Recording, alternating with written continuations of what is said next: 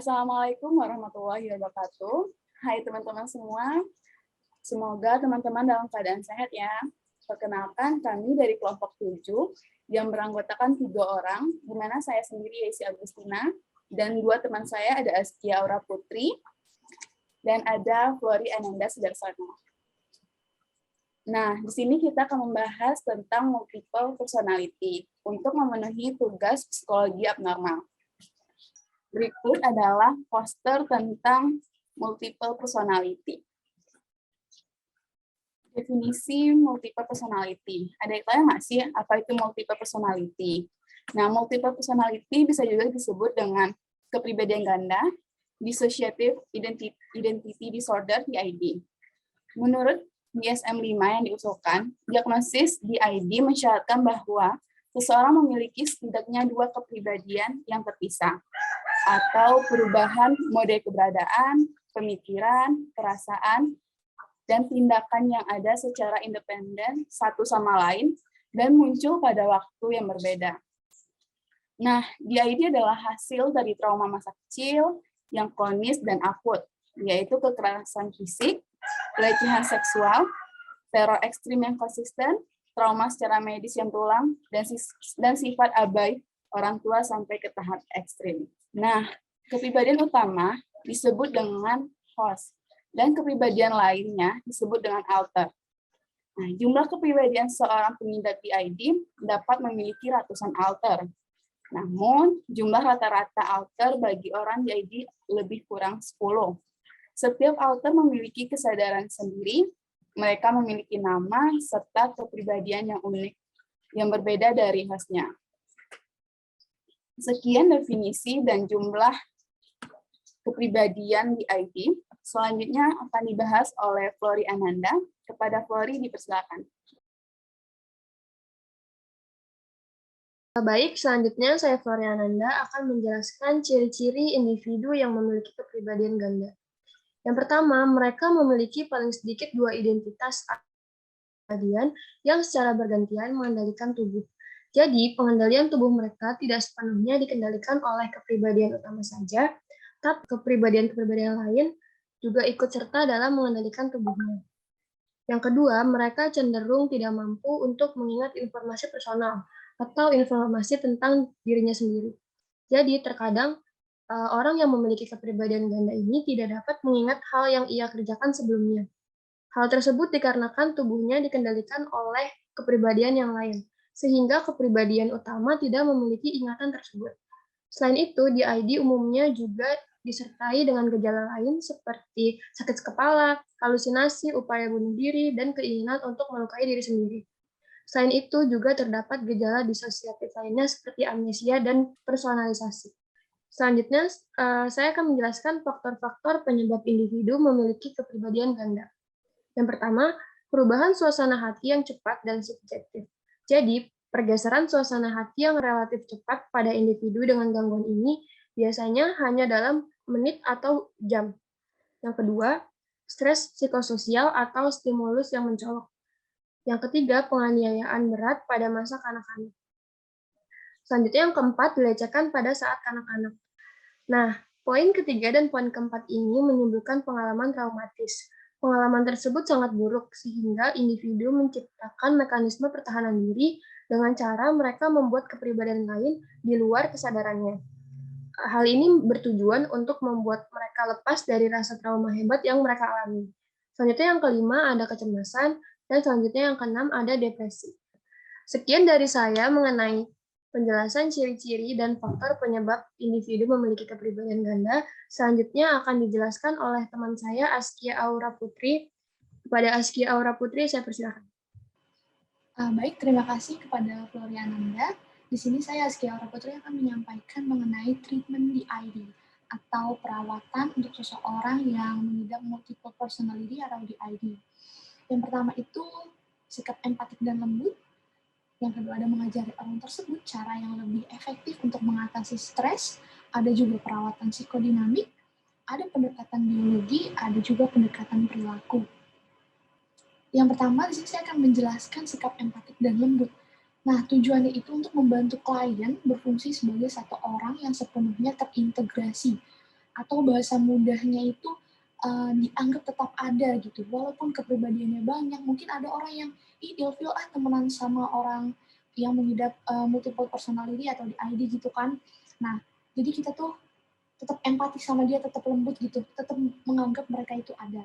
Nah, tujuan dari pengobatan ini tuh harus meyakinkan orang tersebut bahwa menjadi kepribadian yang berbeda itu tidak lagi diperlukan untuk menangani trauma.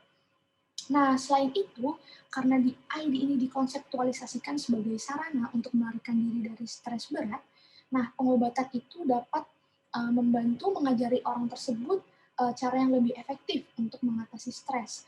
Seringkali orang dengan DID itu dirawat di rumah sakit untuk membantu mereka menghindari self-harming atau melukai diri sendiri dan memulai perawatan dengan cara yang lebih intensif. Kemudian, treatment yang ketiga itu ada perawatan psikodinamik. Nah, ini mungkin lebih banyak digunakan untuk DID dan gangguan disosiatif lainnya ya, daripada untuk gangguan psikologis lainnya. Tujuan dari perawatan ini adalah untuk mengatasi represi. Ini diungkapkan oleh McGregor pada tahun 1996.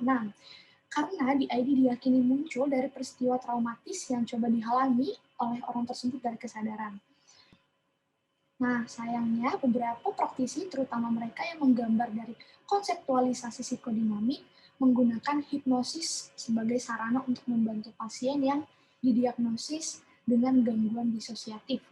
Nah, tujuannya itu untuk mendapatkan akses ke materi yang ditekan. Ini diungkapkan oleh Putnam tahun 1993. Nah, biasanya orang-orang yang dihipnotis dan didorong untuk mengingat kembali peristiwa traumatis di masa kanak-kanak. Nah, teknik ini biasanya disebut dengan regresi usia. Harapannya adalah mengakses ingatan traumatis ini akan memungkinkan orang tersebut menyadari bahwa ancaman masa kanak-kanak tidak lagi ada, dan bahwa kehidupan dewasa tidak perlu diatur oleh hantu-hantu dari masa lalu. Hantu-hantu masa lalu ini maksudnya kepribadian-kepribadian yang lain ya, alter-alter yang ada di dalam tubuh orang tersebut. Ini diungkapkan oleh Grinker dan Spiegel pada tahun 1944. Akan tetapi, perawatan yang melibatkan regresi usia dan ingatan yang pulih sebenarnya itu dapat memperburuk gejala DID. Ini diungkapkan oleh Sharma, Mirsky pada tahun 2000, kemudian ditekankan kembali oleh Lillington pada 2007.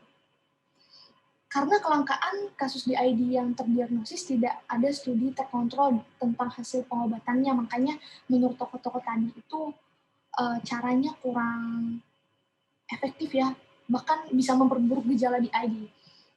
Nah, selain itu ada pendekatan biologi dan juga pendekatan perilaku untuk treatment DID. Jadi semakin besar jumlah alter, semakin lama perawatannya berlangsung. Ini diungkapkan oleh Putnam, Gurov, dan Silberman pada tahun 1986. Secara umum, terapi memakan waktu hampir 2 tahun dan lebih dari 500 jam per pasien. Bertahun-tahun setelah pengobatan dimulai, diungkapkan oleh Plouffe pada tahun 1994, melaporkan bahwa 84 dari 123 pasien asli telah mencapai integrasi yang stabil dari perubahan, dan 10% lainnya setidaknya berfungsi lebih baik. Dalam studi tindak lanjut yang berbeda, dari 12 pasien, 6 pasien mencapai integrasi penuh dari alter mereka dalam periode 10 tahun. Ini diungkapkan oleh Kunz and Bowman pada tahun 2001. Nah, DID ini sering disertai dengan kecemasan dan depresi yang terkadang dapat dikurangi dengan obat antidepresan. Tapi menurut Simon pada tahun 1998, obat-obat ini tidak berpengaruh pada DID itu sendiri. Nah, jadi gimana nih intinya DID itu bisa sembuh nggak? Multiple personality ini bisa sembuh nggak? Gimana nih dengan orang-orang yang mengidap sakit ini gitu kan? Jadi berdasarkan akun YouTube Neuron, di mana akun YouTube tersebut memberikan informasi mengenai multiple personality, mengambil referensi dari buku Gillespie pada tahun 2009, disimpulkan bahwa yang kita ketahui secara pasti bahwa DID tidak dapat disembuhkan. Seorang yang mengidap DID atau multiple personality itu harus menjalani hidupnya dengan alter-alternya. Menempatkan diri dalam situasi atau hubungan yang traumatis akan membuat alter muncul lebih sering. Nah, jadi intinya untuk orang-orang yang mengidap multiple personality atau DID, itu tidak bisa disembuhkan. Kita hanya bisa menjalani treatment untuk mengurangi gejala-gejalanya atau tidak memperburuk multiple personality atau DID itu sendiri. Nah, sekian nih pemaparan dari kelompok 7 mengenai multiple personality atau DID. Nah, untuk teman-teman di luar sana yang menonton video pembelajaran ini, kami berharap besar, kami mohon untuk tidak melakukan self-diagnose atau judgmental diri sendiri dengan berpikir, waduh kayaknya saya mengidap penyakit ini nih, waduh saya kayaknya fix deh sakit ini gitu. Jangan ya, karena informasi yang kami berikan tadi itu berdasarkan referensi buku dan akun YouTube dari Neuron. Jadi untuk teman-teman yang merasakan ciri-ciri yang telah disampaikan oleh Flori tadi atau mempunyai faktor-faktor penyebab yang telah disampaikan oleh Flori tadi, jangan langsung bulat-bulat menelan penyampaian dari kelompok kita gitu. Oh kayaknya fix nih multiple personality, waduh fix nih di ID gitu. Jangan ya, silakan ke ahlinya, silakan konsultasikan kepada profesional. Semoga video pembelajaran ini bisa menjadi referensi untuk teman-teman.